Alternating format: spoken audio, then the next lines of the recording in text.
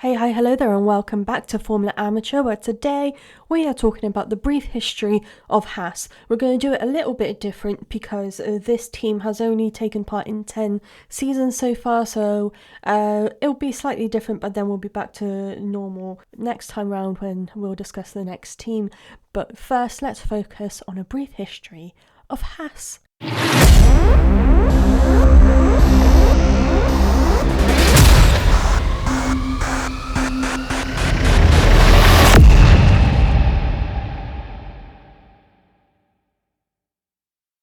Let's talk about the background of the team. So the investor behind the name is Gene Haas, who has an automotive company that makes tools.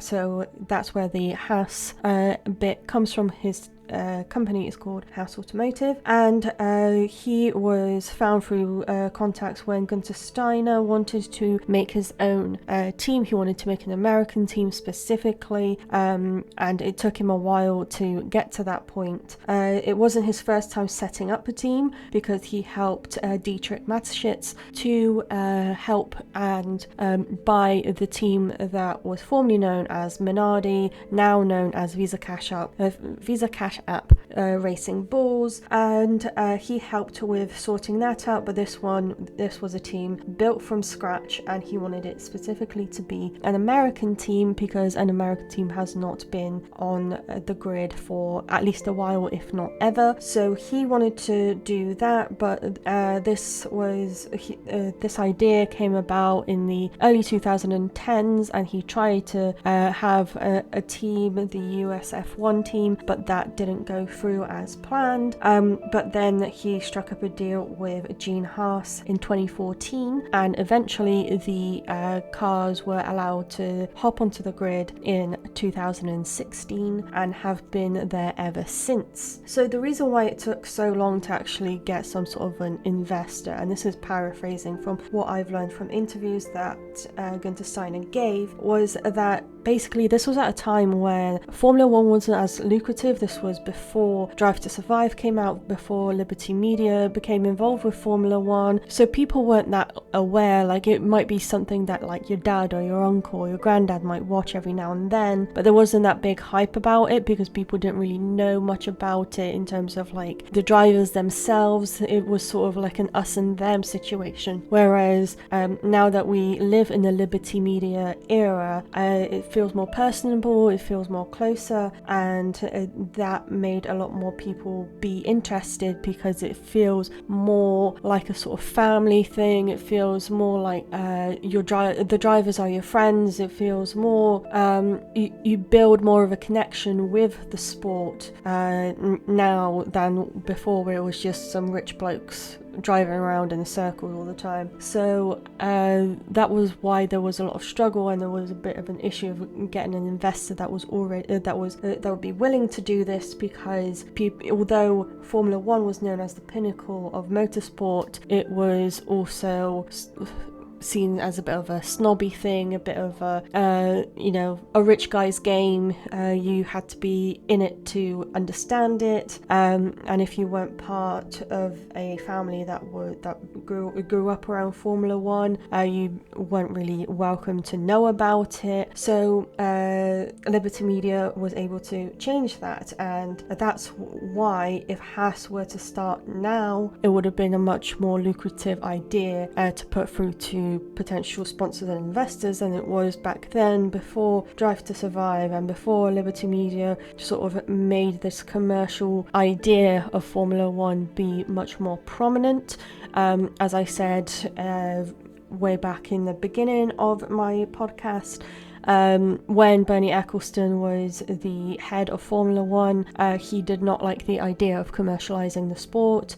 People were not allowed to have social media accounts. There wasn't much of an attempt to make the sport seem more fun, a bit more personable, a bit more energetic, give it more of an oomph, bring it into the 21st century. So that's probably also reflected in the way that Cadillac is being introduced. A lot lot more people are being excited about it.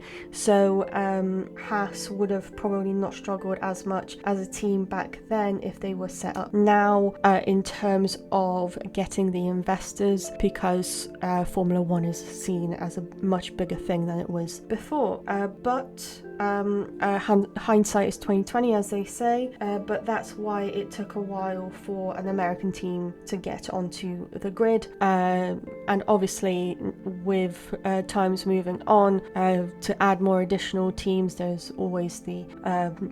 are always more things thrown into the mix as to why they might not be added onto the grid, but that is how the most recent team, being Haas, only having 10 seasons, it took a long time to actually get them onto the grid, and then now that we have them and soon we'll have another team added, it has been quite revolutionary. So Gunther Steiner himself was the team principal from 2016 when the team first got on the grid, and was there until 2024 when his contract did not get renewed, and he found out when he was buying some ham in a supermarket in Italy.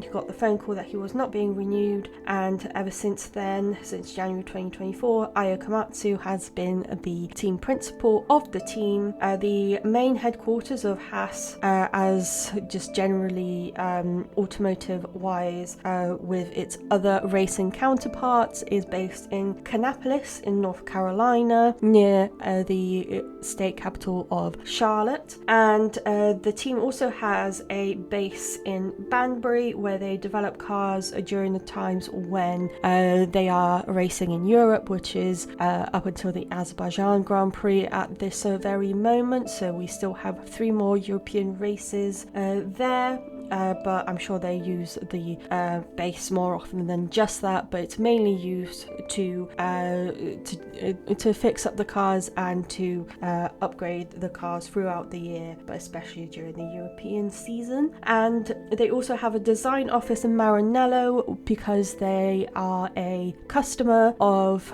the Ferrari engine supply thing, so they wanted to be close to their engine manufacturer, which is Ferrari.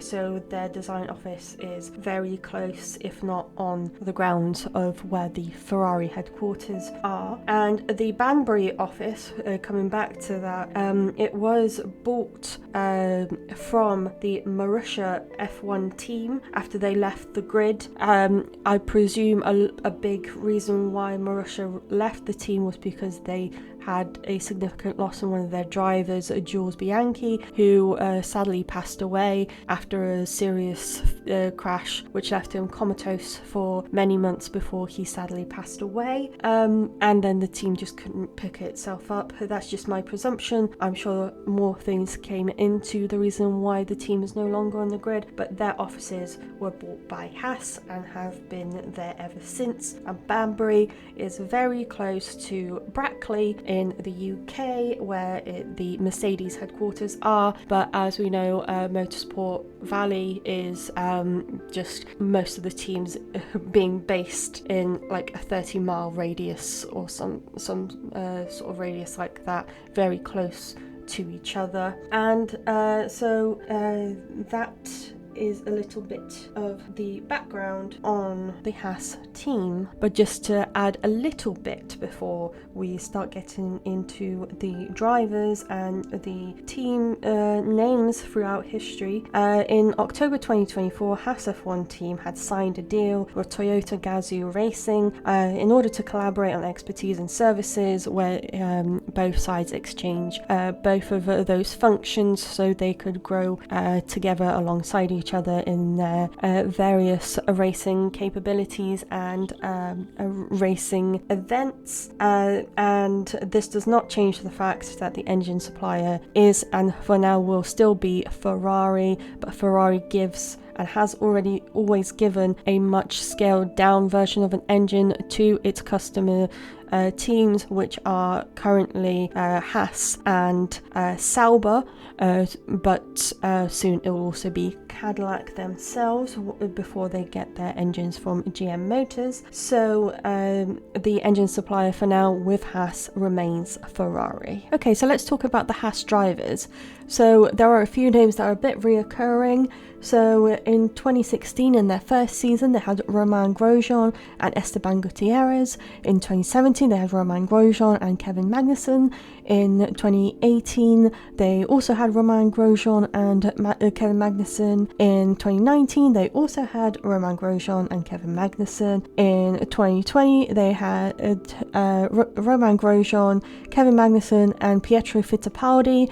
This is because after the horrible accident that Romain Grosjean had, where his car split in half and it caught fire, and he literally walked out of fire, where people expected him not to even make it out of there. Thank goodness for the halo. That he quit because of his health and just him wanting to do what's best for his own family. So Pietro Fittipaldi came in for the remainder of the races. In 2021, we had Nikita Mazepin and Mick Schumacher, the son of Michael Schumacher. In 2022, we had Mick Schumacher again and Kevin Magnussen, and with Nikita Mazepin, his family was also a major sponsor of the Haas team in 2021 until the Ukrainian war occurred, and him being from Russia, they had to cut ties there, so he was let go of for the 22 season, and Kevin Magnussen stepped in right before pre-season testing started. In 2023, we had Nico Hülkenberg and Kevin Magnussen. In 2024, we had Nico Hülkenberg, Kevin Magnussen, and Oliver Behrman, who stepped in for 2 races for Kevin Magnussen. One where he couldn't drive because he had enough points to warrant a race ban, so he couldn't take part in one of the races because of that. And then in the second time, this was during the Brazilian Grand Prix, he was ill and couldn't take part, so Oliver Behrman stepped in. And then in 2025, the drivers are Oliver Behrman and Esteban Ocon. And fun fact about Esteban Ocon, his race engineer is Laura Mueller, who is the first ever woman to receive the role of race engineer for an F1 driver in the whole entire F1 history. Now, let's get on to the Haas names. Okay, so let's talk about the Haas names throughout their time in Formula 1. So throughout 2016 up until 2020, they were known as Haas F1 team, but for a time there they were also known as Rich Energy Haas F1 team, but that was very brief because the sponsor pulled out during the season. And then in 2021, they were known as Uralkali Haas F1 team. That's the company that Nikita Mazepin's dad owned, and eventually they had to cut ties for reasons as mentioned previously. And then in 2022, they were once again known as Haas F1 team. In 2023 onwards, they have been known as MoneyGram Haas F1 team. Thank you so much for listening to another episode of Formula Amateur. Unfortunately, there's not another race this weekend. We are still waiting on them to resume at the end of the month. Please check out my lovely colleagues on the Be The Change Media Network. Check out our website, BeTheChangeMediaNetwork.com, for all your news and merch and anything else of the sort. Don't forget to check out all of our lovely podcasters as we are growing day by day.